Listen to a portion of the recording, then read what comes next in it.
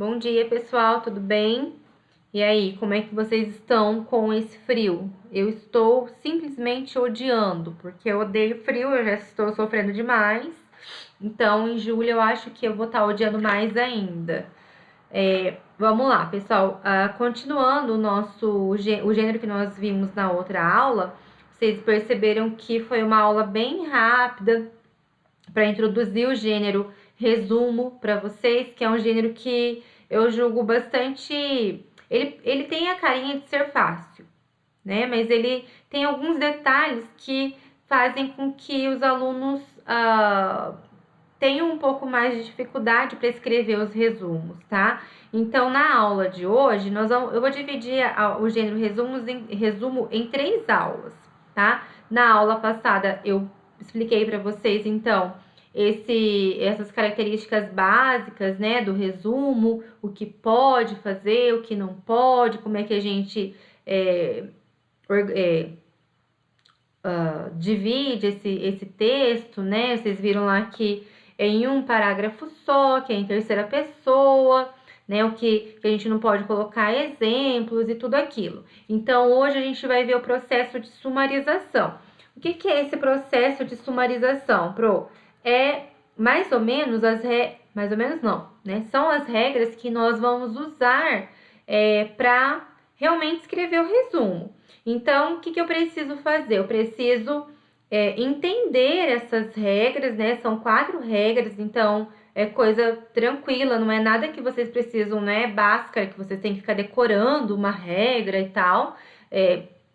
Coisas simples que no dia a dia da escrita, né? Quando a gente for fazer na próxima aula um exemplo de resumo, mapear o texto de resumo, aí com o desenvolver da escrita vocês vão percebendo como é que essa regra acaba se tornando tranquila, assim, né? Não é uma coisa que tem que decorar, memorizar, que no próprio processo de escrita vocês conseguem relembrar essas 4 regras do processo de sumarização, tá bom? Então, vamos lá. A primeira regra que a gente tem aí é a regra de apagamento de informação trivial. Então, a primeira coisa que eu preciso entender, o que são essas informações triviais, tá? Então, são os elementos que não trazem nenhuma informação necessária à compreensão do texto, podem ser suprimidas. Expressões e palavras que indicam descrição de lugar, de tempo, de pessoas ou de objetos, ações secundárias dos personagens e argumentos mais fracos, selecionados por meio do conhecimento de mundo e dos valores do leitor. Então, as informações triviais, por exemplo, quando eu tenho lá uma dissertação, digamos que eu vou fazer o resumo de uma dissertação argumentativa. E aí, nessa dissertação argumentativa, o autor usa como comprovação uma pequena narrativa. Então, ele faz o relato de uma experiência de alguém, e aí ele vai descrevendo o tempo e ação dessa pessoa para comprovar aquilo que ele está dizendo, tá? Então, eu não preciso trazer para o meu resumo essas informações, né, de forma tão detalhada como estão lá. A mesma coisa quando eu vou fazer o resumo de uma obra literária, por exemplo, né? Então, lá na literatura, muito provavelmente o professor de vocês de literatura deve pedir resumo de algumas obras literárias. Então, quando eu vou fazer esse resumo, eu não tenho que ficar descrevendo como é que é esse personagem. Então, a personagem é a Capitu? Pronto. Então, a Capitu, uma das personagens chamada Capitu, acontece isso, com aquilo. Não preciso ficar dizendo que a Capitu é uma morena de olhos amendoados, com o cabelo longo, piriri. Isso não é resumir, tá? Então, isso são elementos triviais, informações triviais. Quando a gente tem lá, por exemplo, um texto argumentativo, um artigo de opinião, e o autor desse artigo vai dando alguns argumentos, né, elencando alguns argumentos, e a gente percebe que tem um argumento aí que é mais forte do que o outro, ou quando ele trabalha com contra-argumentação, o que é que vai importar para o meu resumo? O argumento mais forte. Então, a última palavra, a palavra final é o que realmente importa para o meu resumo, tá? Então, todo o resto é informação trivial. Olha o exemplo que eu coloquei aí. Após o céu ficar cinza, caiu um imenso temporal. Significa que caiu um temporal. Eu poderia, inclusive, suprimir, tá? A palavra imenso, que é um adjetivo, está adjetivando o temporal. Eu posso colocar apenas caiu um temporal. Então, seria a sumarização, né? O resumo desse pequeno trechinho aí, tá? A segunda regra, apagamento de material redundante. Então, precisamos entender também o que é material redundante. O que é que lembra vocês material redundante? Redundância, a repetição do mesmo. Então, tudo aquilo que vem repetido é redundância. E isso acontece muito em textos argumentativos e em textos expositivos, principalmente, né? Então, quando eu tenho um texto de exposição e aí o autor vem, né? Escrevendo, explicando uma coisa. Depois ele coloca um ou seja, ou isto é, ou em outras palavras. Significa dizer que depois desse elemento de coesão aí de explicação, ele vai explicar tudo que ele já explicou de novo, só que de outra forma. Ou seja, é redundante, é informação redundante. E aí eu vou eliminar, tá? Então, se vocês pegarem a prova de vestibular da PUC de 2019, ano passado, o vestibular de inverno da PUC, vocês vão perceber lá que tem um texto, uma dissertação argumentativa que eles deram para o aluno resumir. E é um texto bastante extenso mesmo. Acho que o texto deve ter umas 40 linhas ou mais. E eles pediram, a PUC pediu para resumir entre 8 e 10 linhas. E aí, no final da prova, os meus alunos começaram a mandar mensagens desesperados, porque, prof, era um texto muito grande, era impossível de resumir em 10 linhas, porque não sei o quê. Aí eu já fiquei preocupada e fui procurar, né, a prova da PUC. E aí, o que a gente percebe? Sugiro que, para quem for fazer alguma prova que tem redação, que tem resumo na redação, no gênero, na lista de gêneros, pega essa prova da PUC de 2019, vestibular de inverno da PUC de 2019, se alguém quiser pode me pedir que eu tenha ela salva.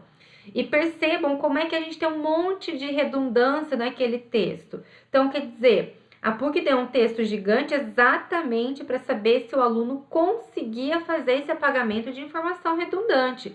Porque o autor vinha falando uma coisa, dali no próximo parágrafo ele repetia de novo a mesma coisa, aqui com outras palavras. Então, isso é informação redundante, olha lá. O leitor pode suprimir uma proposição se ela trouxe uma informação equivalente à informação de uma outra proposição.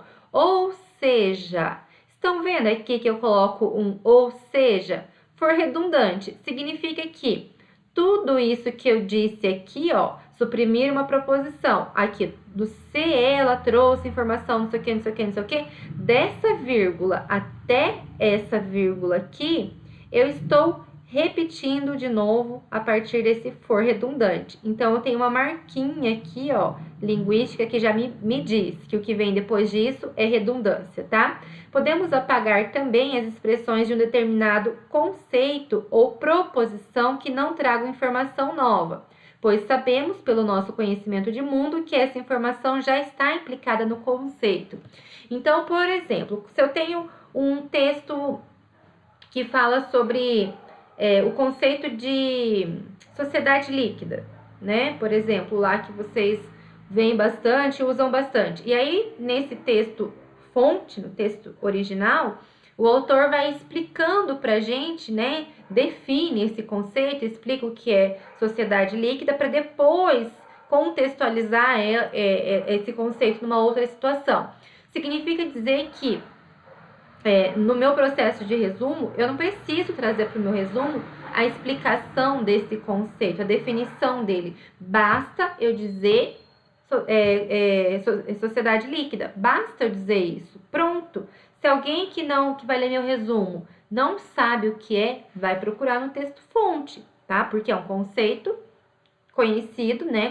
Conhecimento de mundo. Então, a maioria de nós sabe do que se trata, ok? Então, olha o exemplo aí. Exemplo, em termos de estrutura narrativa, isto é, que equivale ao ou seja, a forma como são apresentados os fatos narrados. O romance de 30 é fundamentalmente linear. Beleza. Significa que, em termos de estrutura narrativa, o que é estrutura narrativa? Esse isto é está retomando isso daqui, explicando o que é estrutura narrativa. A estrutura narrativa é a forma como são apresentados os fatos narrados. Isso daqui é informação redundante. Ou eu uso isso em termos de... Não, a forma como são apresentados os fatos narrados, ou eu uso em termos de estrutura narrativa, tá? Então, o que eu escolhi lá? Ó? Em termos de estrutura narrativa, o romance de 30 é linear, tá? Eu não preciso usar aqui o fundamentalmente, porque vocês viram lá na nossa aula anterior, tá? Que a gente vai deixar de usar tudo que for adjetivos, advérbios, porque eles marcam opinião, tá? Então, lembrando aí. Então, se isso daqui é um advérbio, eu não preciso usar ele, belezinha? Regra número 3, a regra da generalização. A regra da generalização, vocês vão lembrar lá da aula de gramática dos homônimos e parônimos. Então, a gente usa, né, esse conhecimento de gramática para a gente poder fazer a generalização. Então, quando eu tenho lá, eu vou chegar, por exemplo, para Rosângela, falar sobre a sala de vocês, a turma de vocês, eu não vou chegar lá e falar assim, ai, Rosângela, a Ana Carolina, o Anderson, a Bárbara, a Giovana, o Samuel, o João. Eu vou chegar e falar assim, a turma do segundo ano. Eu vou generalizar. Olha, a turma de vocês tem 56 alunos. 51 alunos conversaram na minha aula. 5 não conversaram, se comportaram bonitinho, mas 51 me deram trabalho. Eu vou chegar lá para a Rosângela e falar o nome desses 51 alunos e falar, eles me deram trabalho na aula? Não, eu vou falar o quê? Eu vou generalizar e vou usar a turma do segundo ano me deu trabalho. Então, isso é a generalização, tá? Então, olha lá. O leitor pode substituir uma série de nomes de seres, de propriedades e de ações por um nome mais geral, que nomeia a classe comum a que esses seres, propriedades e ações pertencem, tá? Olha o exemplo. Um certo Miguelim morava com a mãe, seu pai e seus irmãos, longe daqui, muito depois da vereda do Frango d'Água e outras veredas sem nome ou pouco conhecidas, em um ponto remoto do Mutum. De que forma que eu generalizo isso? Miguelim morava com a família longe dali no Mutum, tá? Então, a generalização é isso. Apesar desse textinho aí, desse exemplo, ter um monte de nomes que a gente não conhece, tá? Trocando em miúdos, é o mesmo que eu dizer assim pra vocês. Ai, pai, mãe, filho, sogra, sobrinho. Como que eu generalizo isso? Família, parentes, leões, baleias, elefantes, girafas, fazem parte do grupo, não sei o que. Como que eu generalizo isso? Mamíferos, tá? Então, a gente vai juntar tudo isso que é homônimo e transformar num heterônimo. Belezinha? Então, a ideia é mais ou menos essa, tá? E aí, a quarta e última regrinha é quando a gente faz a substituição de uma sequência de preposição por outra que a integre, tá? Então, essa daqui eu sempre brinco, que é primeiro meu marido contando o que o João fez, tá? No exemplo. Então, meu marido contando para vocês. João tomou um táxi, desceu na rodoviária, comprou uma passagem, esperou o ônibus, entrou e tomou o lugar reservado a ele. Meu marido contando para vocês o que o João fez. Eu contando para vocês o que o João fez. João viajou, tá? Então, é pegar essa sequência de ações ou uma sequência de descrições e transformar numa coisa simples, né? Uma coisa objetiva, né? Então, o resumo tem essa característica de objetividade. Então, se eu for pegar, por exemplo, a descrição de uma personagem, aí o Machado de Assis vai dizer que a personagem, né, a fulana de tal, era uma jovem, muito doce, com atitudes muito sensíveis, com um olhar muito sincero. O que eu vou dizer? Que a jovem era sensível, que a jovem era querida. Então, eu vou generalizar, tá? O próprio nome já diz, tá? Pessoal, segunda parte do resumo, tá? Na aula que vem, nós vemos a terceira parte do resumo. Então, a terceira parte do resumo vai ser o quê? Vai ser pensar em como é que a gente desenvolve essa estrutura, tá? Eu vou pincelar para vocês hoje, nessa aula de agora, para vocês entenderem mais ou menos como é que a gente vai chegar lá nesse todo, né? A gente vai estar começando, trabalhando partes para chegar nesse todo que é o texto de resumo, tá? Esse gênero resumo. Olha aí.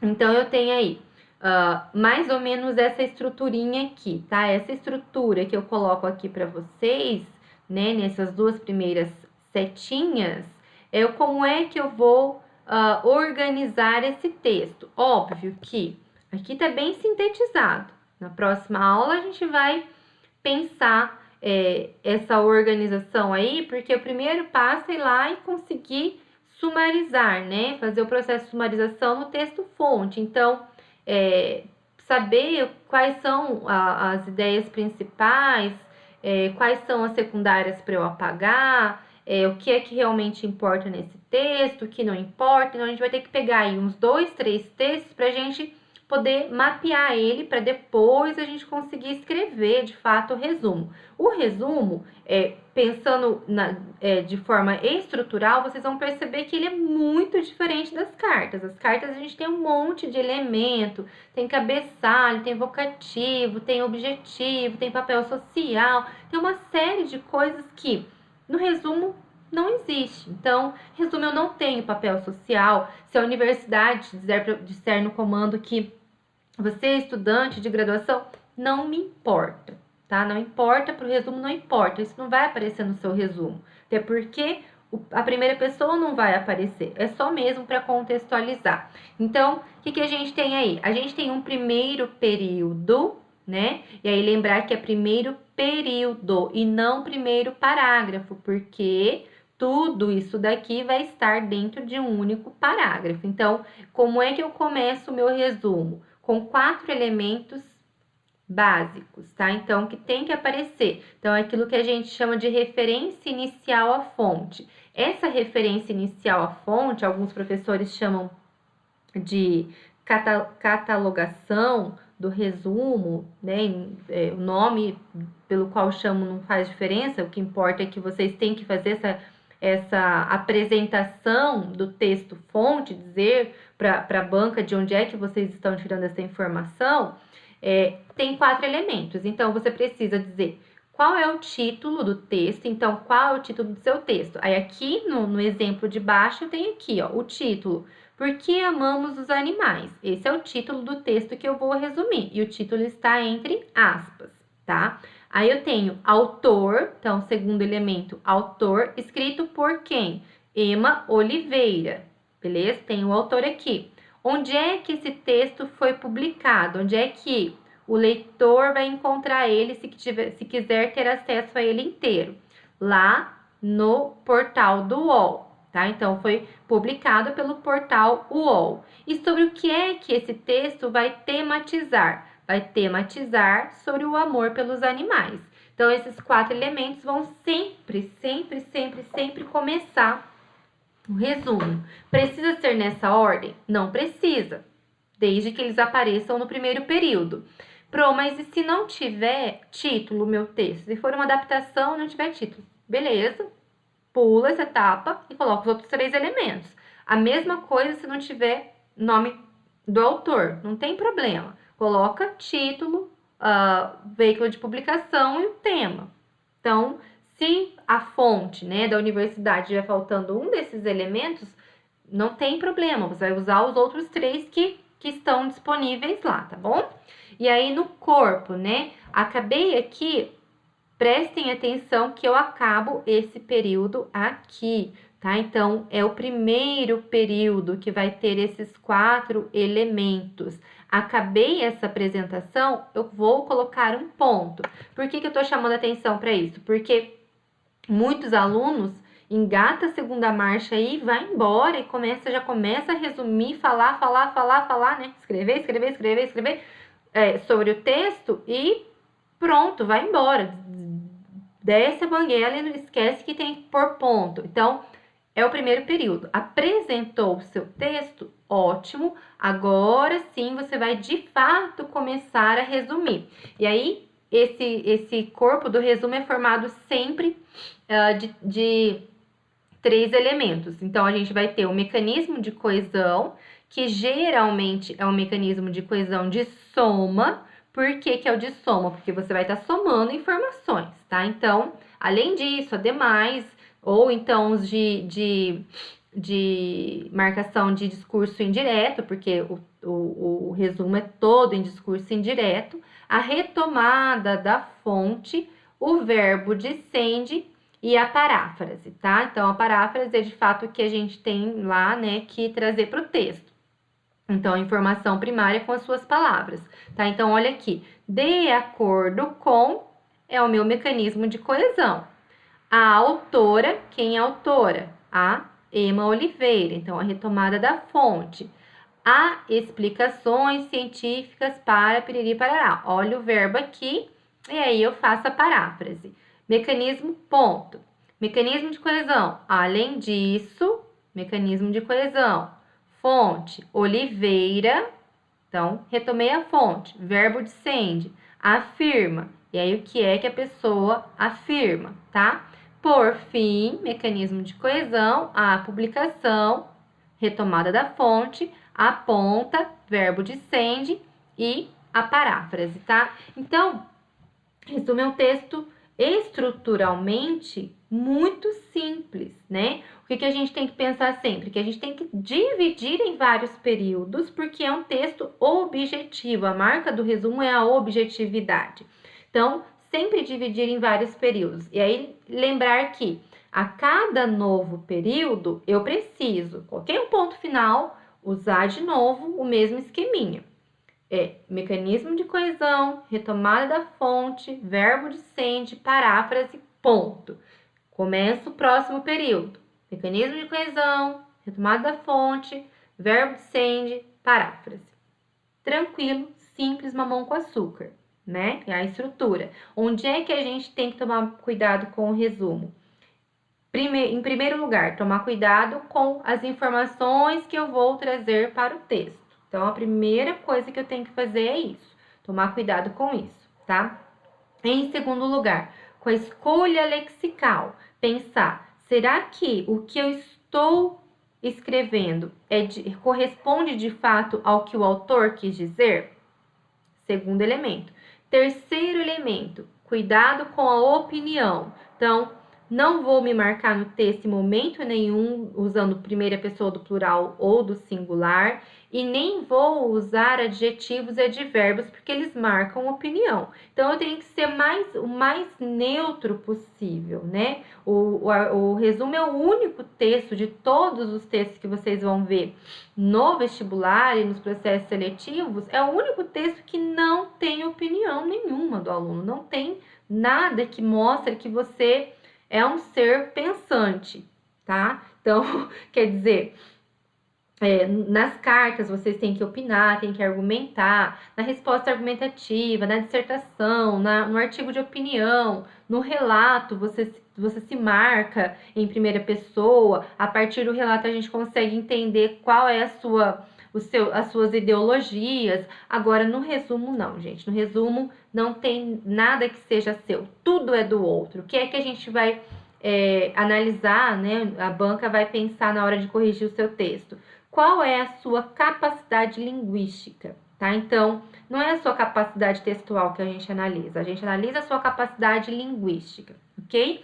Tanto é que a UEM tirou esse ano já da lista de gêneros da redação, porque ao longo do tempo a gente entendeu, né? O pessoal da banca entendeu que nós não conseguimos, de fato,